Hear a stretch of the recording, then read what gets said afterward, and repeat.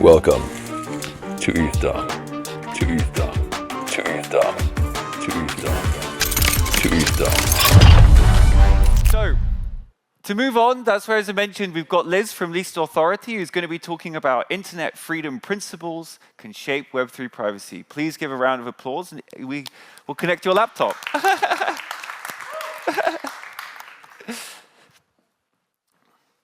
So there is a clicker that you can use. Otherwise, if you just plug that in, you should be off to the races, and we're good to go. Fingers crossed. Did everyone sleep well last night? Who's here hacking? Okay, that means you're hacking? Good man. Did you sleep? Okay, good. My first ever hackathon that I went to, I ended up sleeping on a concrete floor. And then when I woke up, my whole side of my whole thing was just like cooked. And then I had to give the presentation, and I gave the presentation, and I was reading from the iPad, and then I couldn't get my words out properly, and everyone felt so bad for me. Now I do this, so I don't have any slides. Do we think it's good? Yeah, it's good. Perfect. All right, well, take it away. Thanks. Well, I don't have my speaking notes, so I will just go without them. But yeah, I wanted to talk to everybody about how freedom and autonomy are related in the sense of internet freedom principles can shape Web3 privacy. So why this talk?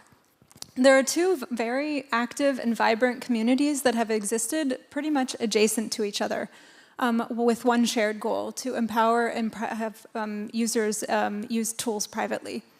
Internet freedom, as mentioned before, has a legacy of over 30 years, and Web3 has shared roots, but Web3 is still writing the story about how Web3 is going to play out in history.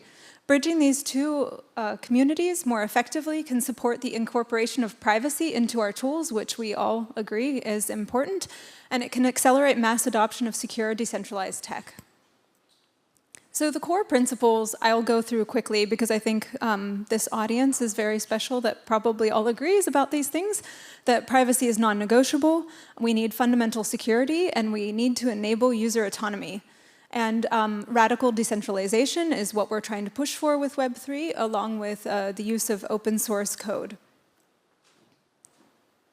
So this is a good timeline of where we came from. I will say that ChatGPT helped me out with this. I tried to double check for errors, but I'm sure it doesn't encapsulate everything. But it shows that we talk a lot about the cypherpunk history of Web3, but that happened in the early 1990s. But more has progressed since then, adjacent to Web3, and this internet freedom is the term that is used. And basically, the term even came in the early 2010s as part of a broader discourse on digital rights and online liberties. So again, the core principles and the value systems are very much aligned. And the Snowden revelations, I don't know how many people have heard of those or remember them in 2013, but I distinctly remember them. I had joined the Open Technology Fund, which is a US government-funded program for internet freedom around the world. It funds open source secure communications and circumvention technologies. And when I joined the team, I was the third hire, it was a new program, and it was just before the Snowden revelations. But this changed the world. When everybody saw that Snowden had released about mass surveillance, that it was real and widespread, we were no longer paranoid people, we were actually like legitimate technologists in the space again. And this was a very meaningful change that I personally remember. But after that, there became a surge in funding, development, and public demand for secure tools. And in the 2010s to present, we see human rights defenders, journalists, and activists around the world increasingly depend on tools like Signal, SecureDrop, VPNs, Tor, all these tools that are from the internet freedom space. The Web3 space might not completely I don't know, take them in as like saying that this is related, but they are very much related because of those core values. And then the other thing that the internet freedom community has done over the years is done interventions with policy, infrastructure, and usability research. So the cypherpunk roots, as mentioned before, there's some examples there. The other thing is grassroots activism versus state-level censorship and surveillance. This is that fight that I was talking about with Snowden. And the core victories that we saw came out of this space were HTTPS everywhere, Signal, Tor, Let's Encrypt, etc. But things like Let's Encrypt and HTTPS everywhere were this movement for this infrastructure too, being widespread and used, not just by certain communities, but by everybody. And the tactics that have worked are this resilient censorship-resistant protocols, so the things that have come out of this movement. Also human-centered threat modeling for high-risk users. And I'll talk a little bit more about this later, because I think targeting the needs of high-risk users allows us to meet the needs of everybody else. Because if you can secure those people in their use and keep them safe, then everybody else is okay. And there are equivalents of this in the Web3 space when we have talks about big hacks and such. And then this community audits, bounty programs, privacy, security as the default in the UX. This was also very big is also very big within the internet freedom community. And like I said, the policy advocacy is very synchronized with the technological progress or the technical progress. And this is, again, another important synchronization that instead of the space always working completely independently of the governments and policy and regulators, they would work in conjunction with them because they found that shared goal. So you all know, that's why you're here, that privacy is the missing native feature in Web3. That's what we're all trying to change, or at least I think most of the people that have come to this conference. So we had this vision with Web3, yet we're seeing that privacy is often bolted on after the launch. And this is arguably slowing the adoption. So a lot of people are also talking right now about how do we transition from tools that work in small use cases to tools that are mass adopted, and how do we get to that mass market. And users unknowingly leaking financial or social behaviors, their data, the hacks, all of this is going to slow adoption. And so privacy is very fundamental to this. And also, complex retrofitted privacy tools will create a bad user experience, and that is not going to help people want to onboard. And just to reiterate that autonomy without privacy is an illusion. So this idea that Web3 is empowering users is not going to be fundamentally true until we actually have the privacy there. Otherwise, users are still surveilled and manipulated. So where do we go from here? Well, these are 3 things that I think are easy to do. I had a list of like 10, and then I had to narrow it down to 3, because that's easier to remember. But basically, design for privacy by default. And this is going to be something that you can do moving forward, but even when you're adding new features to existing tools and products, think about that.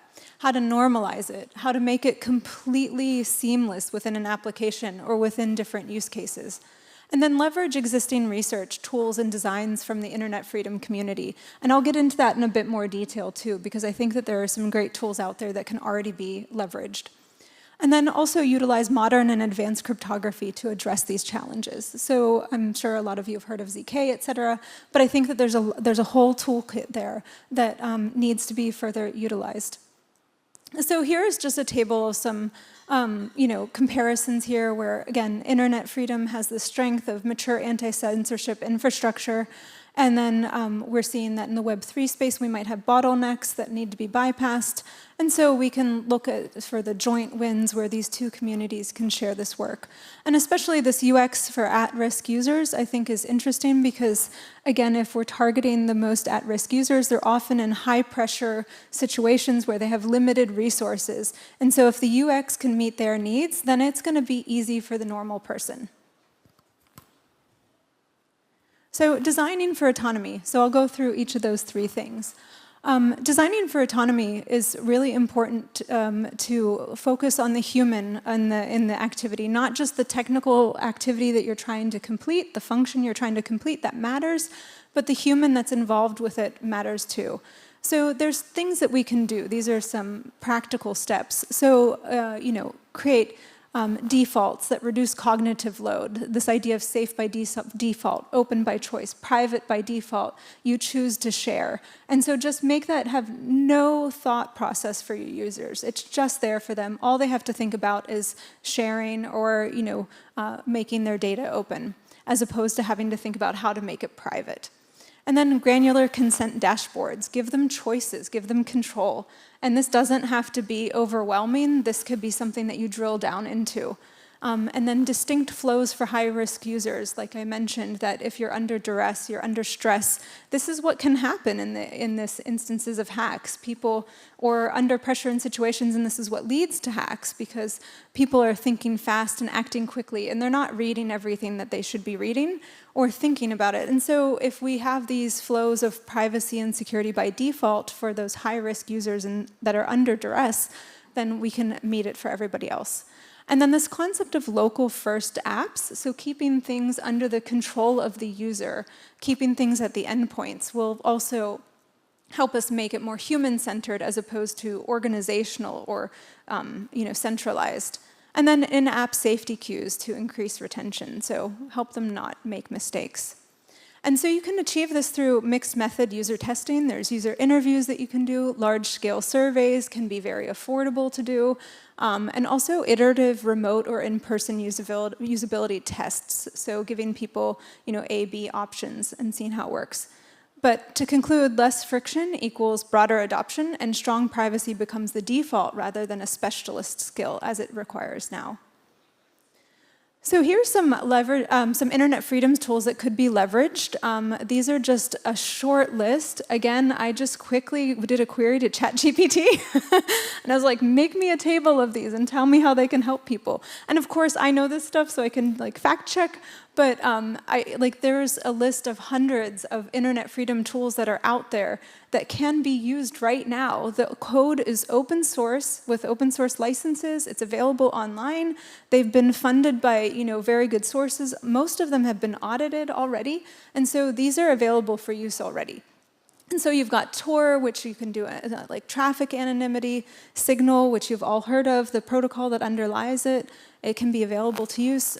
Magic Wormhole and Tahoe LAFS are two that least authority uses, and so I can talk a little bit about that case study.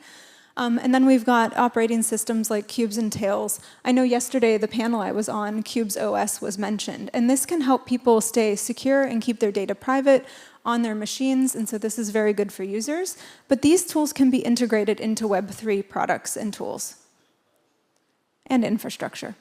And then I mentioned earlier the modern cryptography toolkit. So these are some keywords that you've heard about a threshold and secure multi-party computation, zero-knowledge proofs, fully homomorphic encryption, trusted execution environments, indistinguishable obfuscation is still in research, and then post-quantum cryptography and formal verification. It's been great to see the new formal verification program that's going on with the Ethereum Foundation and what that's helping with ZKVM security.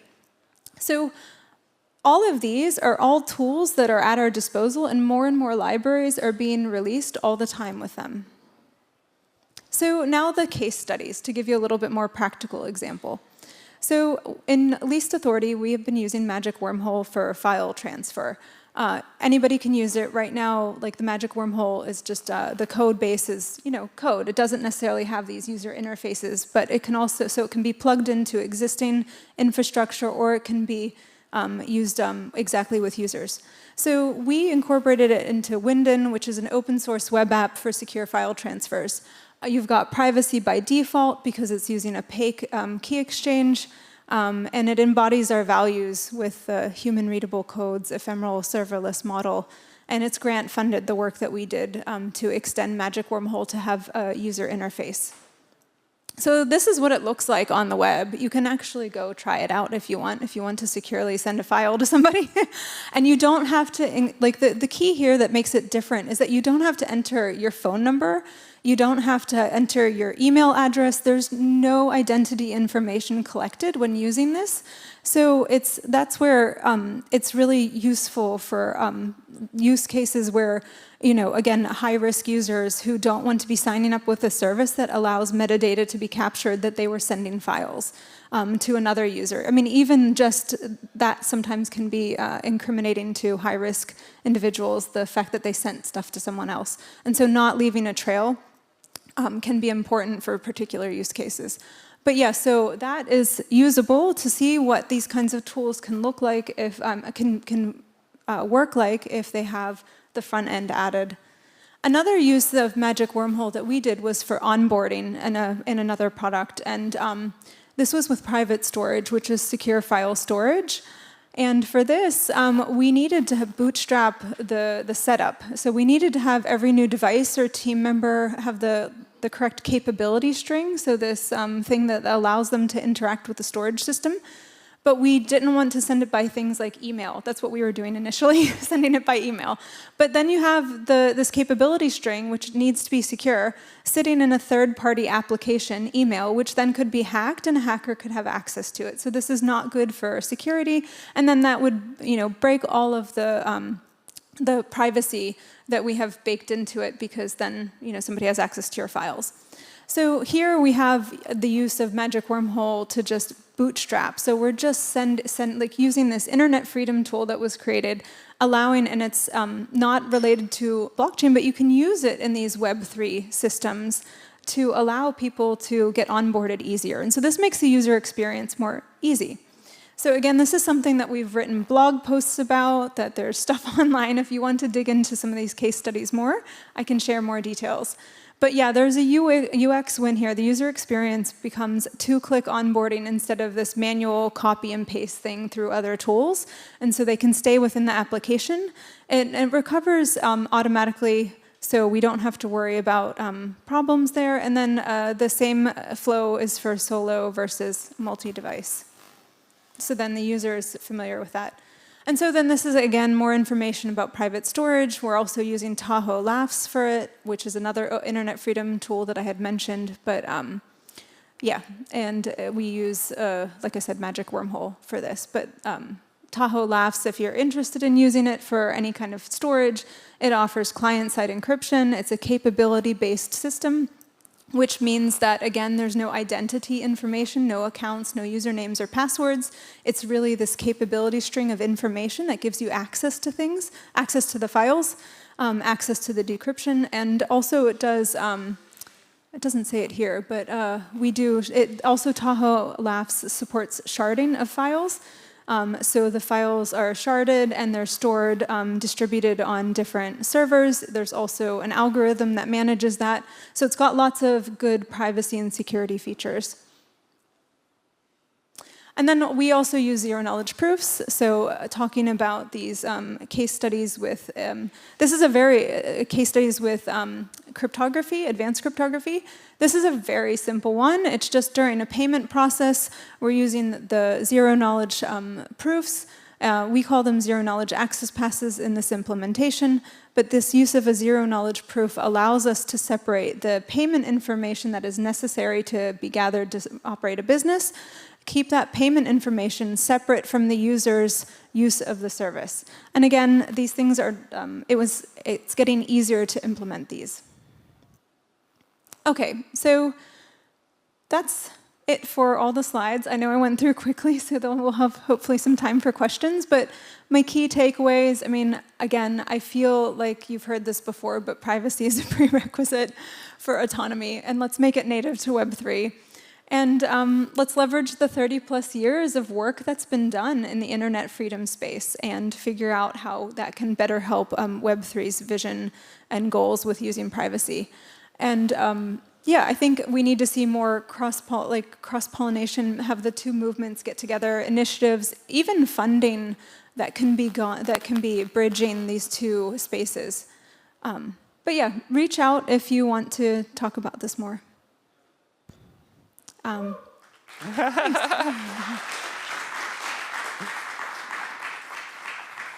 Super cool. Thank you very much. If you could unplug your laptop, we're going to ask the next one to plug in the laptop, and then we're going to switch over to the Slido so I can ask you some questions. We've got 2 questions here. You can put your laptop on there. We optimize for chill while we're up here. So the first question that I've got here is, obviously there's a lot of stuff with the European Union kind of trying to get its fingers into privacy and stuff like this. Yeah. And so how do you feel everything that you talk about, which is trying to move the world towards, I guess, like privacy by default, how do you see that interacting on this kind of like global level of obviously the regulators wanting to see what we're doing?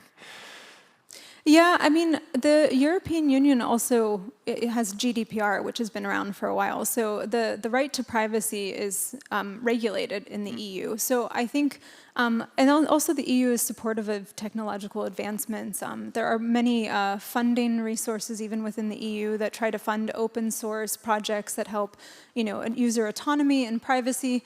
And so I think leveraging those relationships and those goals to say what you're now proposing is going to possibly go against that. And this is how, and let's talk about it. And that's again where these existing relationships with the policymakers can be used for our goals too. And where if the two communities can come together and, again, continue to recognize these shared goals, then we can ensure that the future policy doesn't go against the past policy and our current values. Yeah, nice. Do you know Marina from the EUCI? No. It's like an EU lobbying group, but I'm a big fan of Marina in this context. I guess I need to know them now too. See, we learn new things here. And the other question is, what do you think about kind of third-party verification / standardization of privacy tools? I guess the way I interpret this is someone says I'm building privacy tools as the one that you've said, but is it actually doing what it says in the tin, and how can I trust that as a user that might not have the technical understanding to go and do that?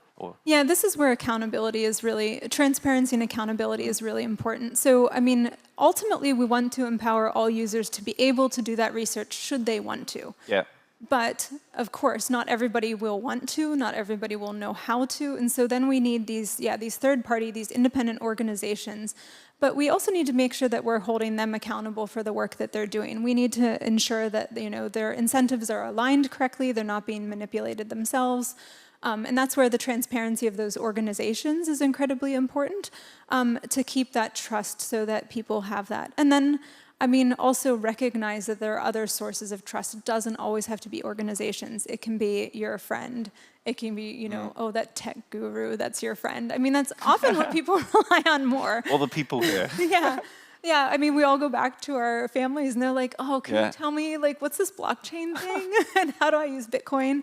And, so we have to recognize that that is out there. And how do we empower those people, those influencers, not in the Web3 influencer sense, but in the practical day-to-day sense? Yeah. Cool. Well, thank you so much, Liz. Please give a round of applause. And